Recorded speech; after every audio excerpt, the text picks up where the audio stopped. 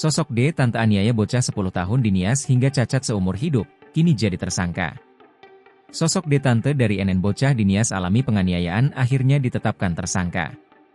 Melansir dari tribunnewsbogor.com, Rabu, 29 Januari 2025, penyidik Polres Nias Selatan telah memeriksa sejumlah saksi untuk menguak kasus dugaan penganiayaan yang menimpa NN.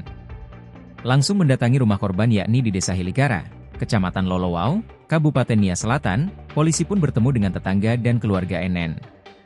Saat ini, kami telah melakukan pemeriksaan terhadap 8 saksi yang mana 5 dari saksi warga sekitar dan tetangga, 3 dari terduga terlapor, pelaku, ujar Kapolres Nias AKBP Ferry Mulyana Sunaria.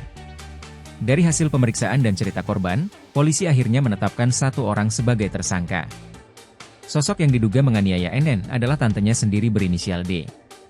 Hasil penyelidikan, berdasarkan keterangan dari saksi korban yakni adik N ini sudah berkesuaian dengan bukti visum luar yang mengarah pada salah satu terlapor atas nama D, kata AKBP Ferry Mulyana Sunaria. Penetapan tersangka tersebut berlandaskan 2 alat bukti yang telah dimiliki oleh pihak kepolisian. Salah satunya adalah bukti visum luka di tubuh korban. Terkait dengan sejak kapan korban mendapatkan penyiksaan dari sang tante, pihak kepolisian masih mendalaminya. Masih kami dalami juga dan kami kembangkan terkait informasi berapa lama penyiksaan terjadi.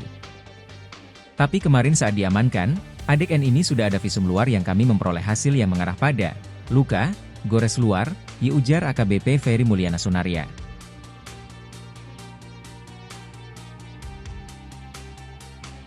Download Tribun X sekarang, menghadirkan lokal menjadi Indonesia.